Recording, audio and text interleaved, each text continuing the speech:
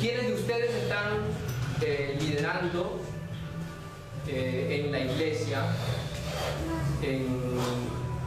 fuera de la iglesia, puede ser en el trabajo? ¿Quiénes están liderando en su hogar?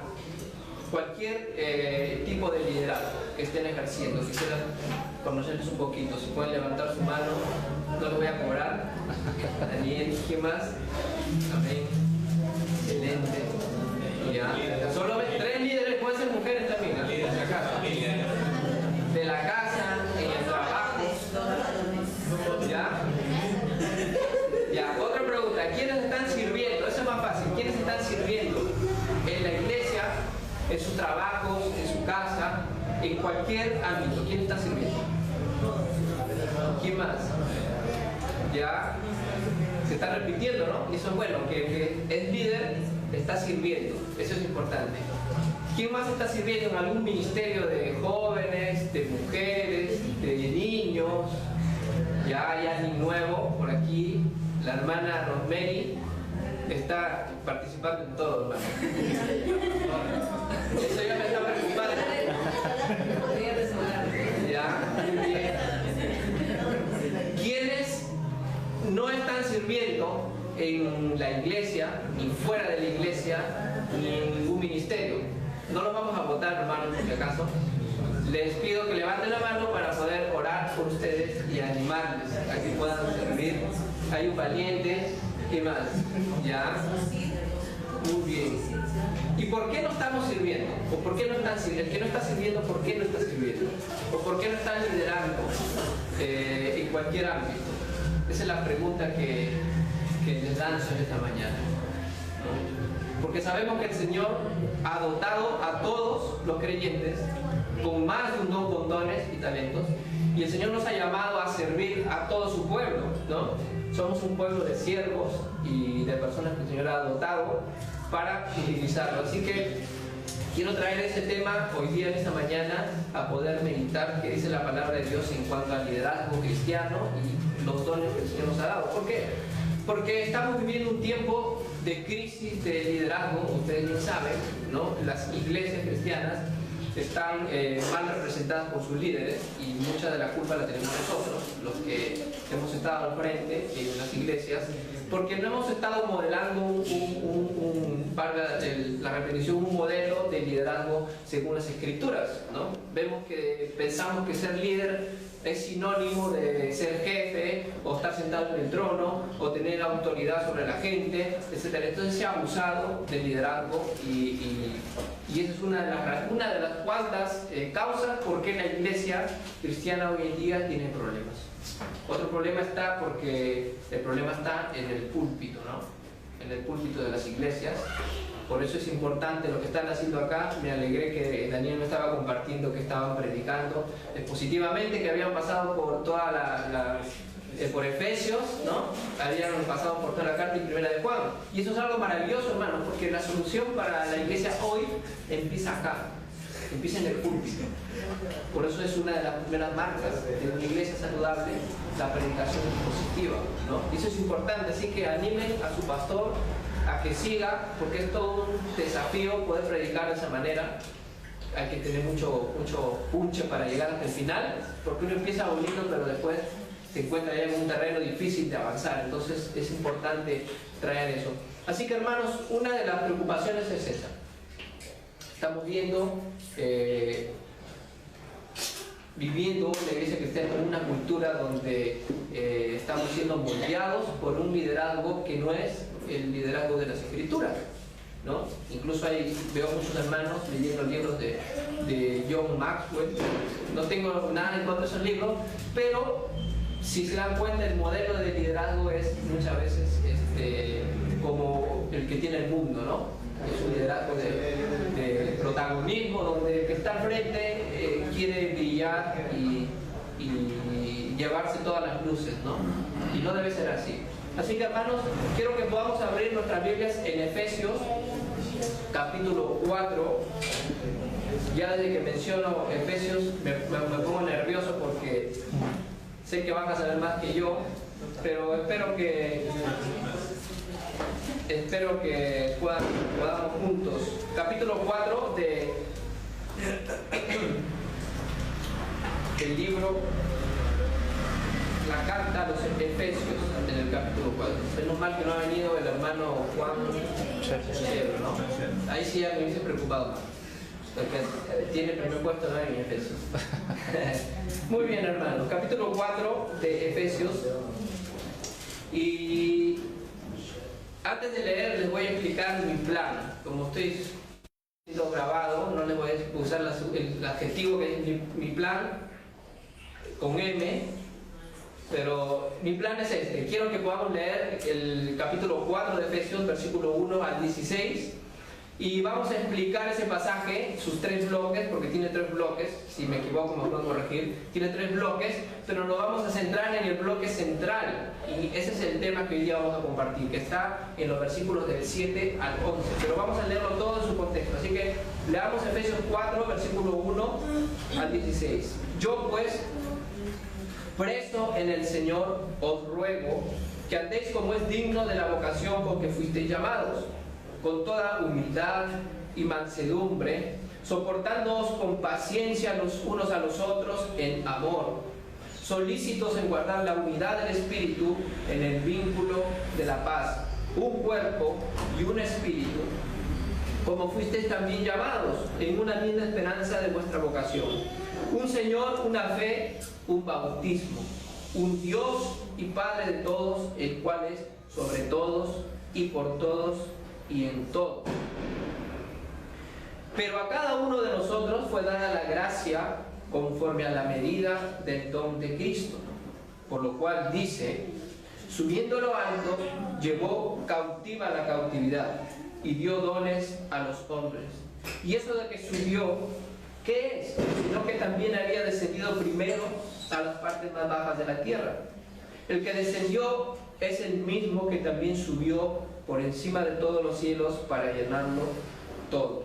Y él mismo constituyó a unos apóstoles, a otros profetas, a otros evangelistas, a otros pastores y maestros, a fin de perfeccionar a los santos para la obra del ministerio, para la edificación del cuerpo de Cristo, hasta que todos lleguemos a la unidad de la fe y del conocimiento del Hijo de Dios, a un varón perfecto, a la medida de la estatura de la plenitud de Cristo, para que ya no seamos niños fluctuantes, llevados por doquiera de todo viento de doctrina, por estratagema de hombres que para engañar emplean con astucia las artimañas del error, sino que siguiendo la verdad en amor, crezcamos en todo en aquel que es la cabeza, esto es Cristo, de quien todo el cuerpo, bien concertado y unido entre sí por todas las coyunturas que se ayudan mutuamente según la actividad propia de cada miembro, recibe su crecimiento para ir edificándose en amor. Hasta ahí, mis hermanos, la porción que vamos a leer. Y estos 16 versículos podríamos agruparlos en 3 grandes bloques. El primer bloque se encuentra desde el versículo 1 hasta el versículo 6. Esa es la primera parte de este capítulo. La segunda parte es del versículo 7 al versículo 11 y la tercera parte del 12 al 16. ¿Cuál es el tema de ese capítulo? Ayúdenme, hermano. ¿Cuál es el tema de ese capítulo? La unidad, ¿no? La unidad. Es claro que ese es el tema, ahí, la unidad. Y es interesante porque es un pasaje muy rico y yo tengo la esperanza de que Daniel no haya desmenuzado todo lo que está ahí para que me haya podido dejar algo para compartir. Pero quiero que podamos hacer un recuento rápidamente de lo que aparece ahí. Los primeros 6 versículos, el apóstol está hablando acerca de la unidad en la iglesia, ¿no es cierto? La unidad en la iglesia, o de la unidad en el cuerpo de Cristo. Y primero menciona algunas actitudes para mantener la unidad, ¿no? ¿Qué es importante para mantener la unidad? Lo que menciona ahí: la humildad, la mansedumbre, paciencia, amor y solicitud, ¿no? O estar dispuesto a perseverar y trabajar para conservar la unidad. Así que esos versículos primeros, esos 6 primeros versículos está hablando de la unidad, pero sobre todo los 3 está hablando de esos elementos que uno debe tener para conservar la unidad. En segundo lugar, versículo del 4 al 6 está hablando de la base para tener unidad. ¿Cuál es la plataforma o la base? ¿Qué es lo que nos une a todos los que estamos aquí? ¿No? Ahí están los 7 elementos que el apóstol menciona, que son importantes para mantener esta unidad: un cuerpo, un espíritu, una misma esperanza, un Señor, una fe, un bautismo, un Dios y Padre. Una misma esperanza significa de que vamos a estar todos nosotros en el mismo lugar, ¿no? En el futuro, y gloria a Dios por eso, porque a partir de hoy día me van a tener que soportar hasta la eternidad. Lo vamos a ver siempre, hoy día solamente nos estamos conociendo, pero tenemos una misma esperanza de gloria, hermanos, y eso es algo maravilloso, que el Señor nos ha juntado para siempre alrededor de su Hijo Jesucristo. Así que esos 6 versículos están hablando de la unidad en el cuerpo de Cristo. Amén. Y si ven ahí el lenguaje de Pablo, está hablando en plural, ¿no? Todos tenemos, ¿no? Dice un Dios y Padre en el versículo 6, el cual es sobre todos y por todos y en todos. Pero mira el cambio en el versículo 7. Pero, ese pero es importante, ¿no? Pero a cada uno de nosotros, ahí Pablo está haciendo una transición y está utilizando el singular, ¿no es cierto? Está hablando ahora de cada uno de nosotros, pero a cada uno de nosotros. ¿Qué es lo que quiere decir? Esos pero siempre son preocupantes en la vida, ¿no? Cuando uno te dice, te has vestido bien, pero prepárate para lo que te va a decir, ¿no? O me gustó lo que predicaste, pero... Entonces, esos peros marcan un contraste siempre, generalmente. Aquí Pablo está hablando del cuerpo de Cristo, la unidad que tiene la iglesia, pero después dice, pero, o sea, va a cambiar el tema, va a enfatizar otra cosa, cada uno de nosotros, y empieza a hablar de manera individual de los creyentes. Así que, sin mucho preámbulo, la siguiente parte, ¿de qué habla? De la diversidad en la iglesia, ¿no? Unidad, pero luego empieza a hablar de la diversidad, y va a tocar el tema de los dones, que es lo que vamos a hablar en el tiempo que nos resta. Y empieza a hablar sobre la diversidad en el cuerpo de Cristo, cómo el Señor repartió sus dones y la medida de gracia que Él quiso dar fue diferente para con todos nosotros. Y gracias a Dios que estamos unidos en un cuerpo, que tenemos cosas muy fuertes que nos unen. Lo que nos une es más fuerte que nuestras diferencias, y gloria a Dios por eso. Por eso podemos estar juntos, una comunidad de pecadores redimidos. ¿Cómo se pueden soportar tantos pecadores en un lugar así? No, es increíble. ¿Cómo la iglesia puede mantenerse, ¿no? Unida como nadie, como ningún otro organismo en el mundo? Podemos estar unidos con todas nuestras diferencias, por lo que hizo el Señor Jesucristo con nosotros. Esa unidad es más fuerte que cualquier cosa. Por eso es que el Señor no nos llama a lograr una unidad, porque la unidad la logró Él con su obra redentora. Nosotros tenemos que cuidar nada más esa unidad. Pero esa unidad no significa que todos somos cortados por la misma tijera, ¿no? Hay movimientos donde estaríamos separados ahorita por acá algunos hermanas y los hermanos, y también la ropa se manda a hacer al mismo sastre, ¿no? Para que todos estén parecidos.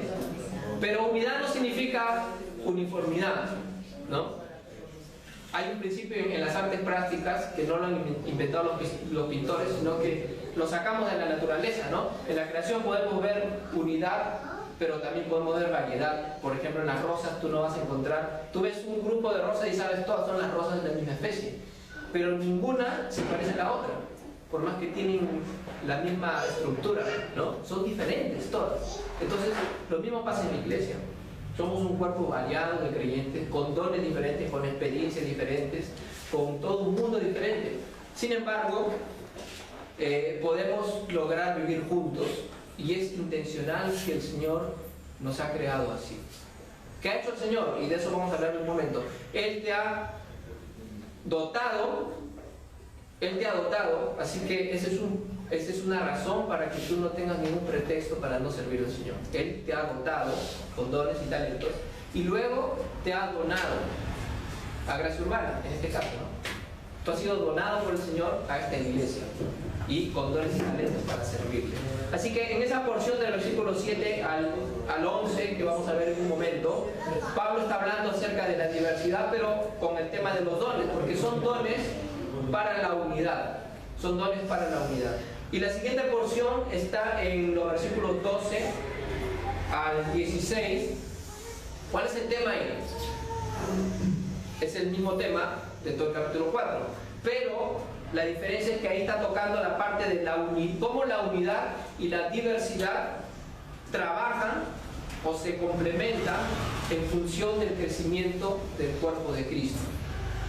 Por eso empieza a hablar que los dones que el Señor ha dado tienen el propósito de que el cuerpo de Cristo crezca y madure hasta una medida que es la estatura de la plenitud de Cristo, ¿no? Entonces, estos dones, esta unidad y esta diversidad de dones trabajan para que el cuerpo de Cristo crezca hasta su madurez. Más o menos ese es el resumen de toda esta porción.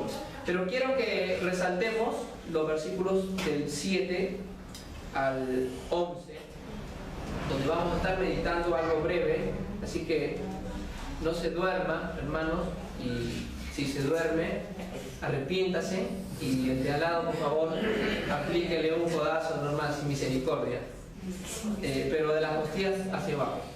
Muy bien, versículo 7 dice: pero a cada uno de nosotros fue dada la gracia conforme a la medida del don de Cristo. Me gusta como la Reina Valera lo traduce un poco enredado, no es muy claro su significado, ¿no? La Nueva Traducción Viviente. ¿Quién tiene Nueva Traducción Viviente? Esa es la versión oficial de Gracia Urbana, Trujillo, y la Biblia de las Américas. La Nueva Traducción Viviente, y Dios habla hoy, da un mayor sentido de esta parte que no se ve muy clara. Pero lo que quiere decir más o menos es cada uno de nosotros ha recibido un don dependiendo de la gracia del Señor Jesucristo. Él ha querido repartir dones en diferentes medidas y tamaños según su propia voluntad. Eso es lo que quiere decir. Y el versículo 8 es el que llama la atención, porque Pablo está citando un texto del Antiguo Testamento. Básicamente, o principalmente está citando el Salmo, ¿qué Salmo? 68, ¿no?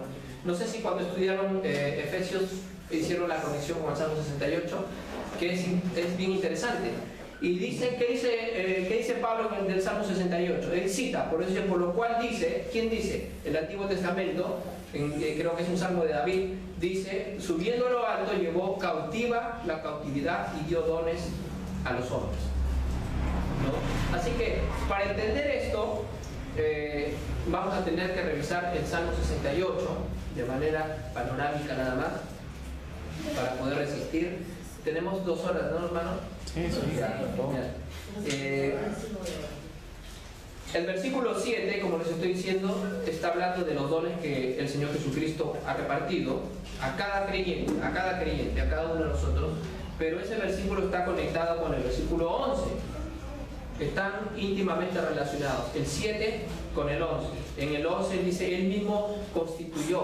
Otra traducción dice: y él dio a unos la capacidad de ser apóstoles, a otros evangelistas, profetas, pastores y maestros. Muy bien, vamos al Salmo 68 para poder ver este interesante y, en un sentido, esta curiosa manera de Pablo de releer el Salmo 68, ¿no?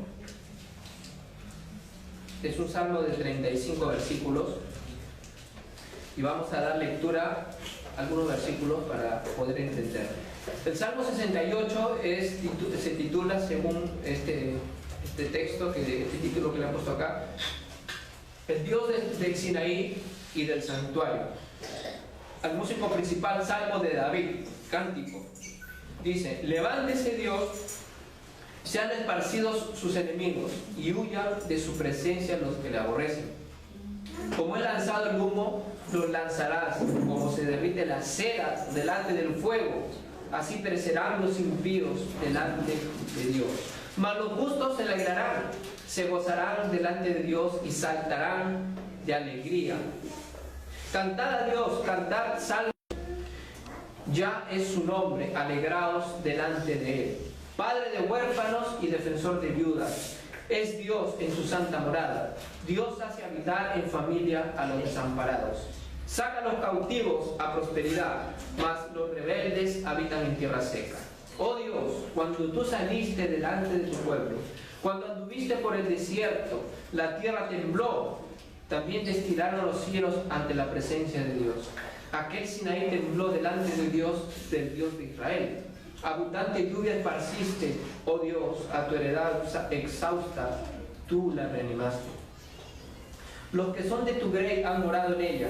Por tu bondad, oh Dios, has provisto al pobre. El Señor daba palabra. Había grande multitud de las que levantaban, de las que llevaban buenas nuevas. Huyeron reyes de ejércitos, y las que se quedaban en casa repartían los despojos. Bien que fuisteis echados entre los tiestos, seréis como alas de paloma cubiertas de plata, y sus plumas con amarillez de oro. Cuando esparció el Omnipotente los reyes allí, fue como si hubiese nevado en el monte Salmón. Monte de Dios es el monte de Basán, monte alto el de Basán. ¿Por qué observáis, oh montes altos, al monte que deseó Dios para su morada? Ciertamente Jehová habitará en él para siempre. Versículo 17. Los carros de Dios se cuentan por veintenas de millares de millares. El Señor viene del Sinaí a su santuario. Esto es importante. Y este es el texto este es el versículo que cita Pablo. Subiste a lo alto, cautivaste la cautividad, tomaste dones para los hombres y también para los rebeldes, para que habite entre ellos ya Dios.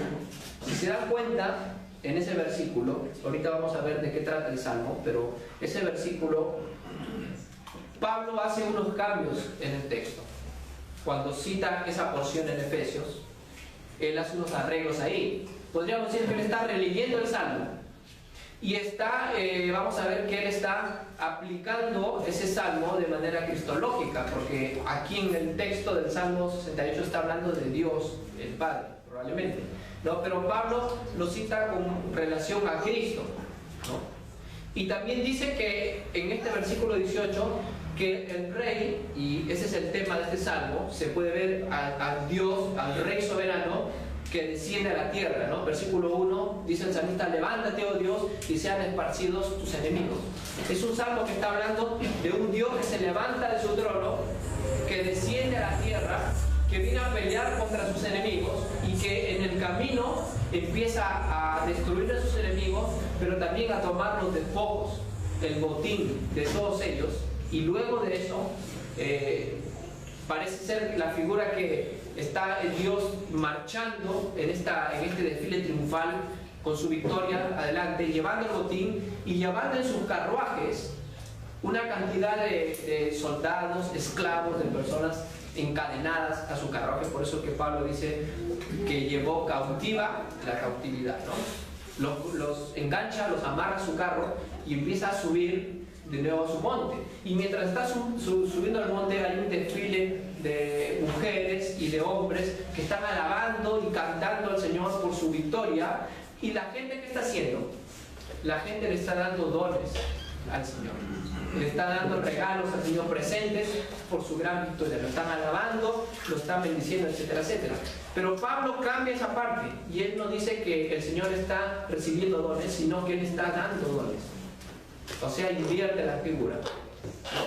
¿Por qué lo hace Pablo? Porque, inspirado por el Espíritu Santo, él quiere enfatizar esta parte de los dones. Pero la figura es de Dios que empieza a repartir sus dones cuando va subiendo a su santa morada. Y hay más detalles en el Salmo. Más adelante habla de un lenguaje militar, como sus carros en millares y millares y sus ejércitos están triunfando. Y esta palabra que aparece aquí, despojos, también es importante, porque antiguamente todas las conquistas militares, parte de la victoria era tomar en posesión todas las pertenencias de los enemigos. pero también llevar encadenado a los líderes, a los reyes, a los enemigos mismos. Entonces el vencedor se llevaba en esclavitud a todo lo que él encontraba al paso, ¿no? Entonces, ¿qué está haciendo aquí? ¿Qué está tratando el Salmo aquí, en este Salmo completo? ¿Cuál es el tema del Salmo? Es un Salmo difícil de interpretar. Es uno de los... Se dice que es el Salmo más difícil de entender, probablemente, porque parece que todas sus partes no encuentran un solo tema. Pero muchos comentaristas creen que el tema es el mismo, ¿no? Es este Dios, este Rey poderoso que viene a auxiliar a su pueblo, a vencer, a acabar con sus enemigos, triunfa sobre ellos, toma el botín, toma sus esclavos, toma sus siervos, toma todas sus pertenencias y regresa en victoria y sube de nuevo a su trono y es recibido por su reino, ¿no? Ese sería el tema del Salmo 68. Pero veamos que es Dios el que aparece aquí como el personaje principal haciendo esto, ¿no? Bajando aquí se hace mención, algunos creen que era el arca del pacto la que iba adelante en la marcha y ahí estaba la presencia de Dios. Otros creen que descendió el Señor así del monte Sinaí para luego subir al monte de Sión. Muy bien.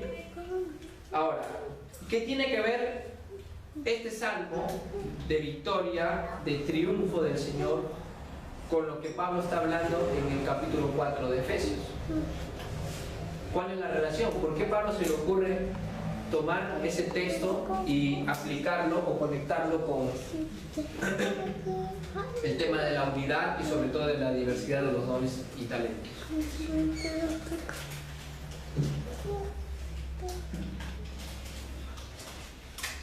¿Qué es lo que diferencia uno de los cambios más importantes que ha hecho Pablo aquí en esta porción del Salmo? Él ha cambiado el tema de los presentes, ¿no? Mientras que el Salmo 68, Dios está recibiendo los dones en Efesios 4, Él está dando los dones, ¿no? Él está dando. ¿Pero qué dones está dando? En el Salmo 68. Y ahí está la clave para entender Efesios 4. ¿Cuáles son los dones? ¿Qué presentes está dando? La idea es que el Señor está subiendo a su morada de nuevo y en el camino toda esa gente que le está saliendo al encuentro para alabarlo y felicitarlo, el Señor empieza a regalar a la gente dones y presentes. ¿Pero qué cosa regala? El texto dice, llevando cautiva la cautividad, dio dones a los hombres. Y lo que Pablo quiere decir aquí es que en la subida del Señor a su templo, en su victoria, Él empieza a regalar a la gente que le sale al encuentro sus propios siervos. Aquellas personas, aquellos esclavos que Él había recuperado, redimido, los empieza a regalar a las personas que le salen al encuentro, ¿no? Porque no dice que el Señor liberó a estos cautivos, les sacó las esposas, las cadenas y después de hacerlos libres los regala. La figura es este Dios que está regalando esclavos a su pueblo, a la gente que le sale al encuentro, ¿no? Y eso es importante para entender este contexto de Efesios 4, porque los dones aquí son esclavos. El Señor les regala esclavos a su iglesia. Subiendo lo alto, repartió sobre su pueblo estos dones. Así que si analizamos Efesios de esa manera, Pablo nos está diciendo que estos dones, que en el versículo 11 son los apóstoles, los profetas, los evangelistas, los pastores y maestros, estos 4 ministerios o 5, como creen algunos, son estos dones que el Señor está dando a la iglesia. ¿Pero qué son esos dones? Son siervos, hermano. Y siervo suena bonito, ¿no? Porque la verdadera palabra sería son esclavos que el Señor ha dado para el mundo. Así que Él está diciendo que estos apóstoles, pastores, maestros, evangelistas son esclavos que el Señor ha regalado a la iglesia. Ahora, esta lista no es exhaustiva, porque podemos decir acá no hay apóstoles, y gracias a Dios que no hay. O de repente hay apóstoles con minúscula, ¿no? Porque todos somos apóstoles con minúscula, somos enviados por el Señor. Pero no hay de nosotros apóstoles, ¿no? Y tampoco hay profetas probablemente, aunque no estoy en contra, porque hay profetas, gloria a Dios. De repente hay profetas, pero que profetizan con las máximas. ¿no? Pero que profetizan con la Biblia, no hay problema. Pero el resto de ministerios creemos que están operativos, ¿no? Los evangelistas, pastores y maestros, pero tú te puedes sentir no identificado con esa lista y decir, bueno, me salvé porque yo no aparezco aquí. Pero la lista no es completa. ¿Quiénes ha regalado el Señor a su iglesia? No solamente estas funciones, sino también cada uno de nosotros somos un regalo de Dios para la iglesia. Y lo que Dios hace es esto: Dios capacita a una persona, es decir, le da dones y talentos que funcionan y que sirve, y luego lo regala. Es como si tú vas a regalar, por ejemplo, no sé, una licuadora. No le vas a regalar una licuadora que no funciona, ¿no? Aunque a veces hacemos eso.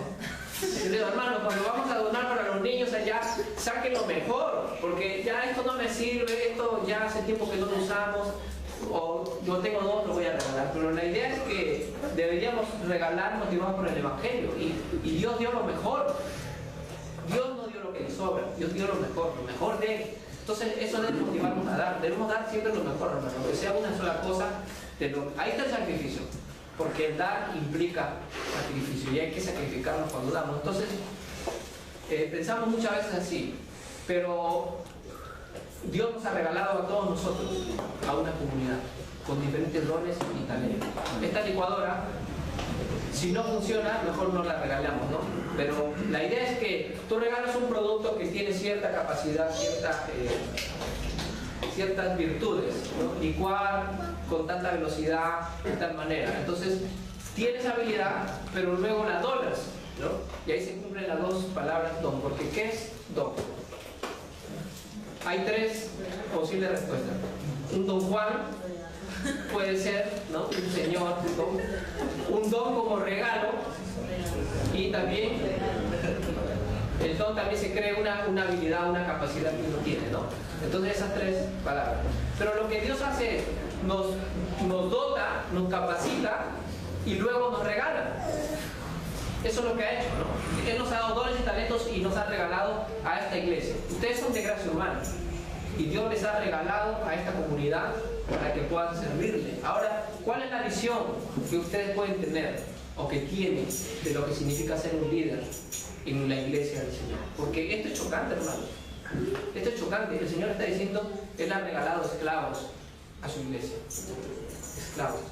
Y eso cambia todo el cuento. Porque ¿dónde pueden encajar esa visión de liderazgo que ahora se maneja? De líder de éxito y vencedor, de plataforma y todo eso, ¿no? O sea, no tiene sentido. El primero que iba encadenado en ese carruaje del Señor era el apóstol Pablo, ¿no? Él iba encadenado y el Señor luego lo regaló a su iglesia. Y cada uno de nosotros hemos sido esclavos de Satanás. Y el Señor nos ha liberado en ese sentido de las garras del enemigo, pero seguimos siendo siervos. ¿Qué dice Pablo en Romanos capítulo 6? Él dice que éramos siervos del pecado, pero que ahora somos siervos de la justicia. Seguimos siendo siervos, ¿no? Y esa es la verdadera libertad, es ser siervo o esclavo del Señor, ¿no? Entonces, lo que llama la atención en Efesios capítulo 4 y en el versículo 8 sobre todo, que estos dones que aparecen en el 11, que son las funciones que hemos visto hace un ratito, son siervos y son esclavos que el Señor ha regalado a la iglesia. Y esto debería moldear nuestra manera de entender nuestro llamado. Yo estoy seguro que el Señor ha llamado a Daniel, pero no solamente a él, porque somos un pueblo de siervos. ¿Qué le dice el Señor a Moisés que le diga a Faraón? Deja ir a mi pueblo para que me sirva en el desierto. Y ese fue el propósito de Dios siempre, ¿no? Tener un pueblo de siervos. Aunque cuando leemos Primera de Pedro y vemos nuestra identidad ahí, somos un pueblo santo, una nación privilegiada, un gran sacerdocio, no dice, ¿no?, que somos esclavos del Señor ese tiempo. Pero otras porciones de las Escrituras nos dicen claramente eso. ¿Cómo deberíamos ser nosotros líderes, siervos, moldeados por el Evangelio? Esa es la pregunta, ¿no? Así que, después de haber dicho esto, hermanos, no sé si les convence la idea de que el versículo 8, cuando dice Pablo que el Señor subiendo a lo alto, ya aquí no es Dios el Padre, sino es Jesucristo, en su ascensión a la gloria, llevó cautiva esa cautividad, ese botín, ese grupo de personas que Él rescató y dio dones a los hombres, que creo que abarca más que la iglesia, aunque después en el contexto está hablando de estas funciones de la iglesia. Ahora bien, si es así, ¿cuáles serían algunas aplicaciones para nosotros? Y antes de eso, ¿quién se escapa de este llamado? ¿Quién puede decir, yo no estoy incluido en ese texto, así que me puedo librar de ahí? Para mí no es. ¿Hay alguien que se pueda liberar? Porque el pastor Daniel está ahí apuntando la lista para saber con quiénes cuenta en esta comunidad de siervos. Y el capítulo 1, el versículo 1 empieza con la humildad, ¿no? ¿Te das cuenta? Eso nos debe moldear, hermanos. Nosotros necesitamos traer una reforma, ser instrumentos de una reforma inteligente, ¿no? Leída, todo eso, pero jamás debemos dejar de ser humildes, hermanos. Y eso es una de las luchas que tenemos nosotros como gente, ¿no? Sobre todo los reformados, luchamos con eso, porque tenemos acceso a mucho material, muchos libros de mucha bendición que ahora tenemos la oportunidad de tener y estamos entrando en el terreno, ¿no? de ese peligro. Entonces queremos una reforma inteligente pero humilde, porque al final de cuentas la iglesia tiene que mostrar el carácter de Cristo. Los frutos del Evangelio se tienen que mirar en la comunidad, pero también de manera individual. Entonces debemos ser una comunidad así, que moldea, que tiene esa fragancia del Evangelio. Entonces creo yo que todos los que estamos aquí estamos sirviendo en alguna u otra área. Y si no estás sirviendo, yo te animo, hermano, que empieces a servir al Señor con los dones, con los talentos, con las capacidades que Él te ha dado en esta comunidad. ¿Y cómo servimos al Señor? Servimos al Señor sirviendo a su pueblo, pero también servimos al Señor sirviendo a las personas que no le conocen, porque Él dio dones a los hombres. Y la palabra ahí es amplia, ¿no? Probablemente incluya a toda la humanidad. Somos esclavos y siervos de Dios, de nuestros hermanos y de las personas que no conocen al Señor. Y esa es parte de nuestra identidad. Nuestra nueva identidad como personas centradas en el Evangelio debe ser una identidad que huela a esclavo. Estamos así, hermanos. Tenemos muchas necesidades, tenemos muchas deficiencias, tenemos que trabajar, yo sé, tienen familias y tienen que cubrir sus necesidades.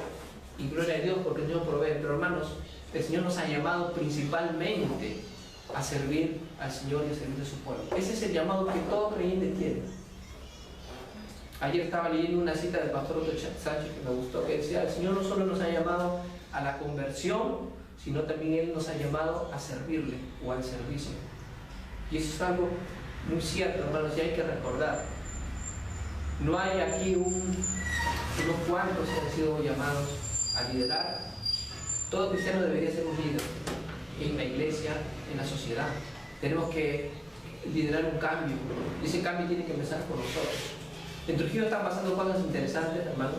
Les cuento brevemente. Se están uniendo iglesias de todo tipo, de todo lugar, los presbiterianos con los pentecostales, los bautistas, los reformados de otro porte, todos estamos juntándonos y hay ese espíritu de unidad y eso es algo maravilloso, ¿no?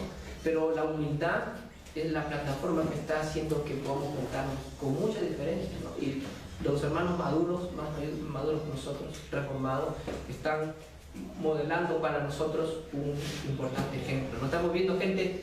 Hay personas en Trujillo muy conocidas, de mucha capacidad, personas que pueden estar al nivel de Albert Mohler, de Joel B., que le contaba a Daniel, que tienen una biblioteca en la cabeza, pero tú ves sus vidas, son personas súper sencillas, que en los momentos de dificultad agarran su mochila, se trepan al acero y están haciendo de todo. Entonces son ejemplos para nosotros de cómo debemos servir al Señor.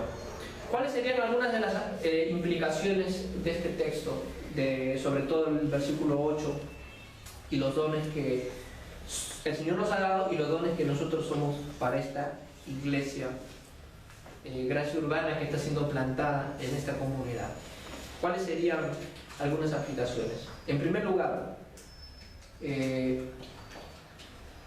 si es que somos siervos, mejor dicho, si es que somos esclavos, ¿con qué actitud deberíamos de servir? Si es que estamos sirviendo. Y sirven al Señor porque es un gozo y es el llamado que el Señor nos ha dado. ¿Con qué actitud estamos sirviendo? Eso es importante. Debemos ser siervos mansos y humildes de corazón. La humildad tiene que permear nuestros ministerios.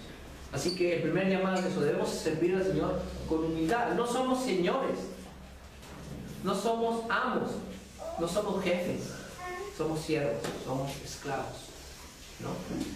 Y eso abarca un montón de ámbitos. Los trabajos más difíciles, yo sé que se lo dejan al pastor Daniel Marzo, ¿no? Lo que nadie quiere hacer, y lo digo yo porque como plantador también en la iglesia, ¿qué no he hecho, hermanos? ¿No? Y en ese qué no hacer, aprendes a hacer de todo, ¿no? Porque hay mucha necesidad. Una iglesia que está empezando como Gracia Urbana y los grupos de Gracia Urbana en los diferentes lugares, ustedes mismos saben que hay mucha necesidad, y gloria a Dios que veo que están creciendo y eso me anima mucho. Pero, ¿cuánta necesidad hay en esta comunidad? Hay mucho trabajo por hacer a los alrededores. Y el hermano Daniel no cuenta con el tiempo por ahora, pero cuenta con ustedes, ¿no? Y esta iglesia es un cuerpo, porque ¿qué dice más adelante? Que los apóstoles, los ancianos, etcétera, etcétera, todos estos dones, tienen el propósito de capacitar a la iglesia para que la iglesia haga el trabajo, ¿no? Juntamente con ellos, pero a fin de preparar a los santos para la obra del ministerio.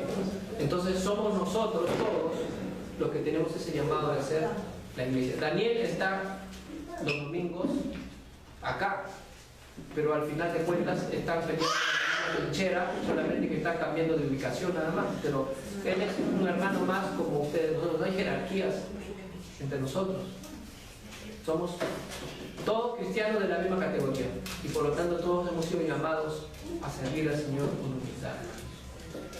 Esa es mi oración y yo estoy seguro que es la oración del Señor y el deseo del Señor, que podamos ser siervos de corazón, que podamos servir al Señor con humildad, que la humildad sea una fragancia en nuestras vidas.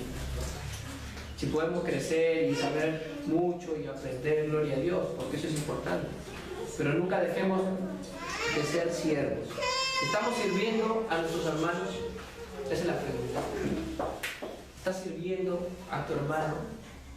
Porque es importantísimo.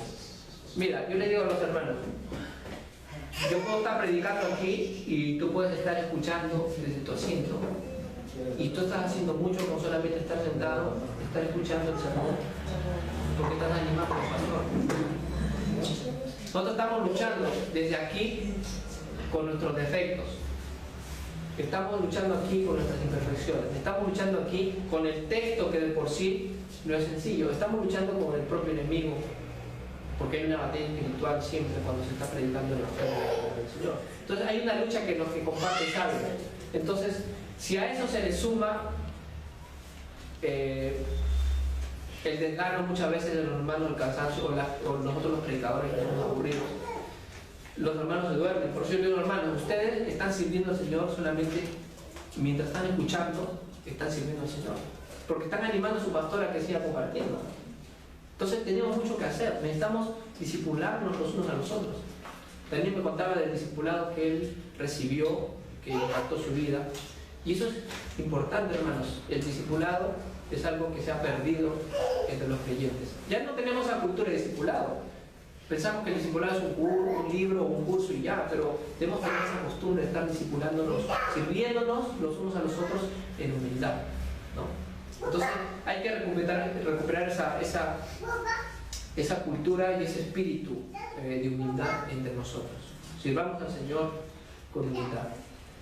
Eso es lo que hacía un esclavo, ¿no? Trabajaba para los intereses del amo, hacía las tareas más difíciles, ¿no? Y es chocante ver cómo el Señor Jesucristo le lava los pies a los discípulos y nos lava los pies a nosotros, ¿no? O sea, Él, siendo el Dios de gloria, pudo hacer eso, ¿no? ¿Cuánto más nosotros? Probablemente este pasaje de Efesios 4, esa porción, esté íntimamente relacionada con Filipenses 2, ¿no?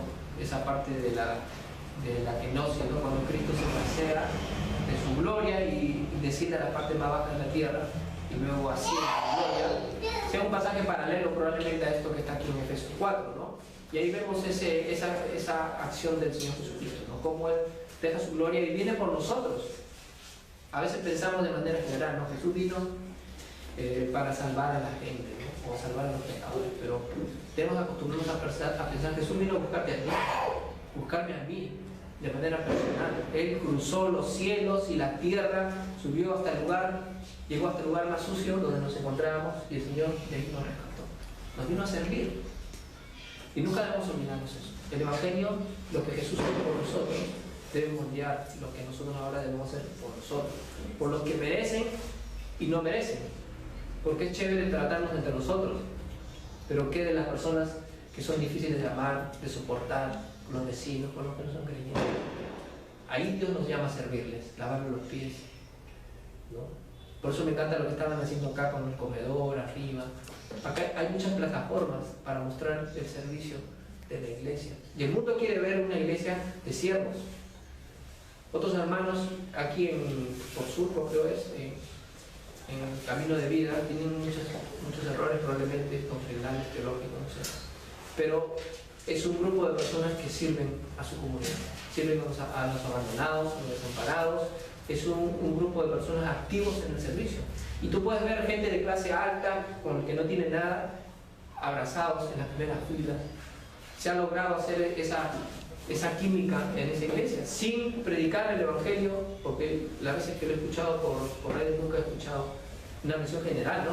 Pero cómo se está viviendo una cultura del Evangelio en ese sentido, porque se está encarnando en la práctica el servicio abnegado, ¿no?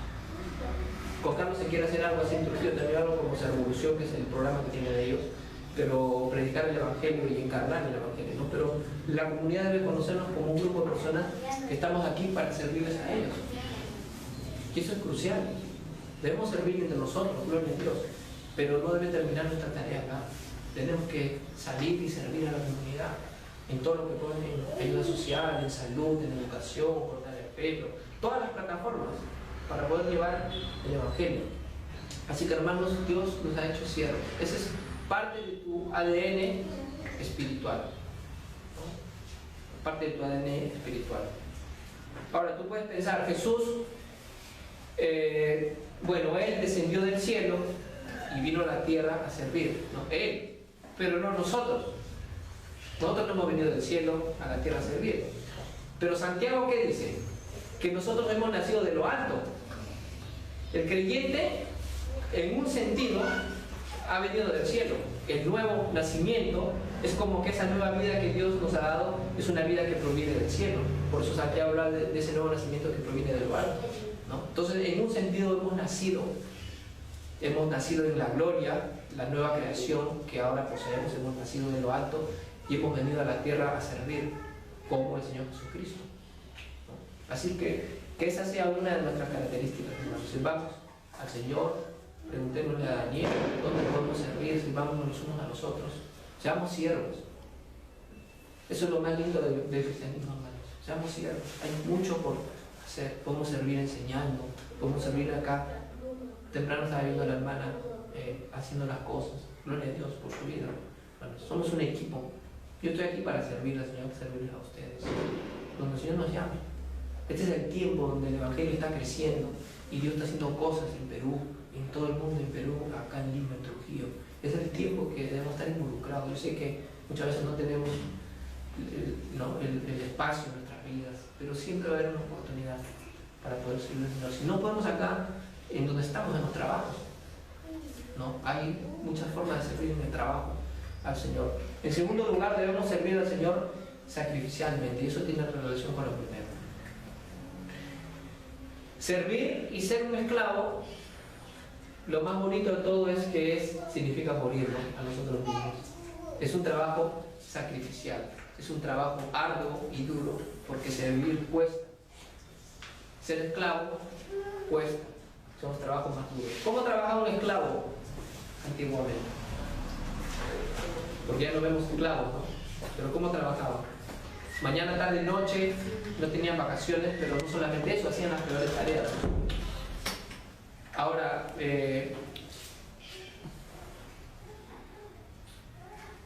¿cómo debemos sacrificarnos? El llamado es alto, ¿no?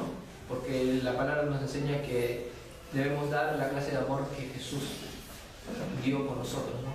Ese amor sacrificial, como hablaba ayer el domingo sobre el matrimonio. El Señor en el matrimonio les ha llamado a morir, ¿no? A morir. Eso es casarse, ¿no? En un sentido de morir para que la otra persona viva, ¿no? Y si eso pasa mutuamente, el matrimonio fluye, ¿no? ¿Cómo muere la mujer? Sometiéndose a su esposo, y el hombre muere amándola a ella más que a él, ¿no? Entonces son maneras de mostrar un amor sacrificial. Siempre el beneficio de otra persona va a costar, a menos que otro lo pague, ¿no? Pero siempre va a costar. Si yo rompo la lámpara de gracia urbana, alguien tiene que pagar, o la pago yo, si es que Daniel me presiona, o de repente le dice, hermano, no te preocupes, yo lo voy a pagar, ¿no? Y él va a pagar los platos rotos, o otra persona. Pero siempre amar, buscar el beneficio, restaurar algo, siempre incluye un pago que hacer. Siempre. El amor no es gratis, va a costar. Y amar a Dios, y amar a los hermanos, amar a los no creyentes, es un precio que tenemos que pagar. Por eso muchas veces le corremos al servicio, porque es morir, hermanos. Es que no tengo tiempo, tengo que madrugar. Yo no sé cómo hace su pastor para trabajar, estudiar, servir, ¿no? Pero muchas veces el Señor nos va a llevar a ese punto donde tenemos que hacer todo sin el tiempo disponible. Entonces eso incluye un sacrificio, tener que levantarse a las 3 de la mañana, 4 de la mañana, acostarse a las 2 de la mañana y levantarse a las 3 de la mañana para poder servir al Señor y a las personas. Entonces, servir al Señor como esclavos demanda un sacrificio tremendo, hermanos. Es un sacrificio. Yo estoy un poco mal de salud porque no es una justificación, pero estos años, todo el trabajo, la plantación, el tener que hacer todo, me ha pasado factura, ¿no? Entonces, yo sé que el Señor ha cuidado de mí, gloria a Dios, pero es un trabajo, hermanos, que parte de nuestra vida se va en el servir al Señor. Y no hay mejor cosa que hacer que servir al Señor por lo que somos y tenemos, ¿no? Cristo lo dio todo y debemos... Esa es una manera de encarnar el Evangelio. Porque es chévere hablar, ¿no? Somos centrados en el Evangelio, gloria a Dios, pero ¿ve la gente el Evangelio en nuestras vidas? ¿Ven esa humildad que fluye de la cruz? ¿Ven ese amor sacrificial que fluye de la cruz? Esa es la idea. Ser esclavos significa también servir en humildad, pero también significa servir a Dios sacrificialmente. Siempre nos va a costar. Plantar una iglesia es morir. Es tirar, dejar que ese grano de maíz, de trigo caiga a la tierra y muera para que pueda crecer. Y eso es lo que hacen los plantadores. En un sentido, todos los que plantan, Daniel no es el plantador, todos ustedes son los plantadores. Están plantando una obra, ustedes están entregando sus vidas para que otras personas conozcan a Cristo, tal como el Señor lo hizo. Entonces, estar en una iglesia es un llamado peligroso, porque es venir a morir. Y a eso es que nos ha llamado, a seguir los pasos de Cristo, amar a la gente, servirles en humildad, servirles sacrificialmente. Y en tercer y último lugar, debemos servir al Señor diligentemente. Porque eso hacían los esclavos, ¿no es cierto? No trabajaban 8 horas al día, de 7 de la mañana a 1 y en la tarde, un par de horas. Ellos trabajaban de sol a sol. Eran esclavos, siervos, todo el tiempo. No tenían sábados y domingos, ni feriados, ni días de descanso. No, eran personas que se dedicaban a servir a su amo.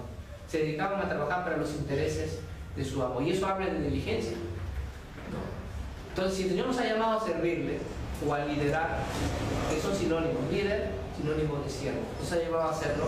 ¿De qué manera? ¿Cuánto tiempo deberíamos estar invirtiendo en servir al Señor? Y ese es confrontador para mí en primer lugar, porque quisiera tener más tiempo para servir al Señor. Todos quedamos cortos, hermanos. Pero gracias a Dios que en el Evangelio hemos encontrado esa gracia para poder enfrentar la palabra de Dios sin culpabilidad y animarlos. Mi idea no es desanimarlos, escuchan hermanos, ya no reventó ya. Mi idea es animarles, hermanos, porque es un lindo tiempo, es una iglesia empezando. Mira, todos pueden servir acá. Los que hemos estado en otras iglesias sabemos que para servir hay que hacer cola, estar mucho tiempo, así que por ahí le caemos chévere a la gente y nos colocan por ahí en algún ministerio. Aquí una iglesia de Plantación tiene la ventaja de que todos podemos servir, todos, ¿no? Hay lugar para todos en este sitio para poder servir al Señor. Entonces es una oportunidad que debemos aprovechar. ¿Cuántas personas quisieran estar aquí solamente porque es una oportunidad para servir al Señor? En su iglesia no puede, porque hay un músico y detrás de él hay otro músico esperando y él es el cuarto músico sentado ahí en la banca mucho tiempo porque no tiene. Quiere enseñar pero no tiene que esperar a 5 más para que llegue a culto. Entonces están ahí sentados teniendo muchos talentos. Aquí podemos hacer todo nosotros y esa es una oportunidad que tenemos de servir al Señor diligentemente, ¿no? Y esa es otra manera, otra implicación de lo que significa ser esclavos. Yo sé que tienen sus trabajos y debe ser así. Creo que la reforma no debería implicar jamás. Yo, por ejemplo, yo he retomado mi pintura, colgué los chimpunes en forma de pincel hace varios años porque mi teología me hizo dejar la pintura, porque me dijeron no, que la pintura es algo mundano. Estábamos en una exposición de pintura. Estaba yo, una hermana que también era pintora y otro hermano, 3 pintores y los 3 éramos creyentes. Entonces vino un hermano de otra iglesia y nos pregunta, me presenta y me dice, mira, él es pintor y cristiano. ¿Pintor cristiano? ¡Wow! Me sorprendió. Como un bicho en extinción, ¿no? Porque dice, ¿cómo soy un pintor y cristiano? Está loco. ¿Qué te sorprende? Le digo, te voy a presentar una hermana. La llamé a la hermana y a otra hermana. Le digo, ella es pintora y cristiana, y la hermana pintor y cristiano. Entonces él se quedó en shock, ¿no? Porque no podía concebir que algo tan mundano uno pudiera estar participando, ¿no? Entonces esas ideas me hicieron dejar a mí las artes y dedicarme solamente al ministerio, pero cuando reformé mi doctrina retomé la pintura porque creo que es un campo que puedo utilizar para glorificar a Dios y para redimir las artes y la cultura. Entonces estar en una comunidad reformada no les estoy diciendo dejen sus trabajos y enciérrense en la iglesia acá con Maxi toda la semana y trabajen, no, porque tenemos que reformar la sociedad. El evangelio tiene que permear las artes, la educación, la música, la economía, el trabajo, todo. O sea, es una restauración no solamente de personas. El Señor está restaurando su cosmos a lo que era el Edén, ¿no? Pero de una manera mejor. Entonces debemos estar involucrados en esa tarea de renovación en todas las áreas. Por eso es importante que estés sirviendo al Señor diligentemente acá. Puede ser un tiempo, pero también en tu trabajo. Estás sirviendo al Señor diligentemente como un esclavo para Él, ¿no? Y eso es importante, hermanos, que podamos servir al Señor como esclavos, con toda humildad, que podamos servir al Señor como esclavos sacrificialmente y que podamos servir al Señor como esclavos diligentemente. Eso significa sirviendo más del tiempo que tenemos probablemente. Carlos siempre le dice a los hermanos, ¿cómo eran ustedes cuando no venían a Cristo? ¿Cómo trabajaban? ¿Cómo vivían en el mundo? ¿No? Al máximo volumen, ¿no? Expresábamos todo lo que teníamos, nos gastamos para nosotros y para el mundo. ¿Y cuánto más debería ser ahora para el Señor? Esa misma pasión tenemos que traerla, no es que venimos a Cristo y dejamos la pasión afuera. Necesitamos venir con todo lo que hemos hecho y tenemos, venir a servir con nuestra pasión, con todo nuestro corazón. ¿Por qué darle menos? Muchas veces nos afanamos en nuestras carreras que nos gustan y nos gastamos totalmente. Ese mismo corazón deberíamos traerlo a la iglesia. Cuando la iglesia empiece a recuperar estas marcas que son producto del Evangelio, cuando seamos una comunidad de esclavos que sirven al Señor en humildad, hasta seguridad, ¿no? De la policía nacional, venga, gloria a Dios. Y somos una comunidad que servimos, hermanos. No hay nada que hacer. Así que yo les animo, amados hermanos, les animo a servir al Señor, a ir cambiando ese chip, porque el Evangelio nos salva, pero la mente tarda muchas veces en reformarse, ¿no? Entonces tenemos que ir encarnando todas esas cuestiones que fluyen de la cruz. Debemos ser esa comunidad. No es que vamos a predicar el Evangelio con nuestra vida, porque no me parece que es encarnar el Evangelio en el trabajo, en la casa. Es el gran desafío, ¿no? Los que son casados. Yo cuando tuve la oportunidad de casar a Carlos, lo metí en problemas, porque le dije, tú tienes que centrar tu matrimonio en la cruz, ¿no? Eso significa, el propósito principal del matrimonio no es tanto el beneficio de las parejas, lo que puedan sacar, ni el amor que se tiene y lo lindo que tiene todo eso que es maravilloso, ¿no? El propósito principal del matrimonio es reflejar el amor redentor, ¿no? Significa que la gente tiene que mirar tu matrimonio y decir, yo veo ahí la cruz de Cristo, en la hermana y en el hermano, en ese matrimonio. Ese es el llamado principal, y esa es una tarea que nadie puede hacer con su propia fuerza. Por eso Efesios 5 empieza con la llenura del Espíritu Santo y después habla del matrimonio. Es algo que el Espíritu tiene que hacer. Pero el punto es ese: tenemos que ilustrar la cruz en nuestros matrimonios. O sea, el Evangelio tiene que moldear todo lo que hacemos. ¿Puede ver la gente el Evangelio en tu matrimonio? En parte sí, ¿no? Porque el Señor está trabajando en nosotros. Por lo menos puede ver la gente que queremos hacerlo, aunque no podemos. Y eso es importante. Pero la idea es esa, hermanos, que cada área de nuestra vida empiece a ser moldeada por la cruz. Que pasemos de la teoría, de la doctrina, a la experiencia. Y eso es lo que el mundo necesita, ver una iglesia que encarna esas cosas. Así que, hermanos, el Evangelio tiene que informar todo lo que hacemos. ¿Por qué damos? De igual manera. ¿Por qué damos lo que damos? ¿Y con qué perspectiva damos? ¿Damos lo que nos sobra? ¿Damos un porcentaje? ¿O lo damos todo para el Señor? El Evangelio nos desafía siempre, ¿no? Y creo que la palabra de Dios también nos desafía, hermanos. Yo les animo, y con eso terminamos, les animo a poder ir renovando nuestra mente, con las palabras, recordar, hermanos, que somos siervos del Señor. Ese texto que hemos leído habla de Cristo cuando descendió a la parte más baja de la tierra, ¿no? Y luego ascendió y subiendo lo alto, repartió estos dones desde el cielo para llenarlo todo, dice, ¿no? Y ahí podemos ver la cruz, ¿no? Podemos ver ese descenso, y el Señor está hablando de la muerte de Cristo.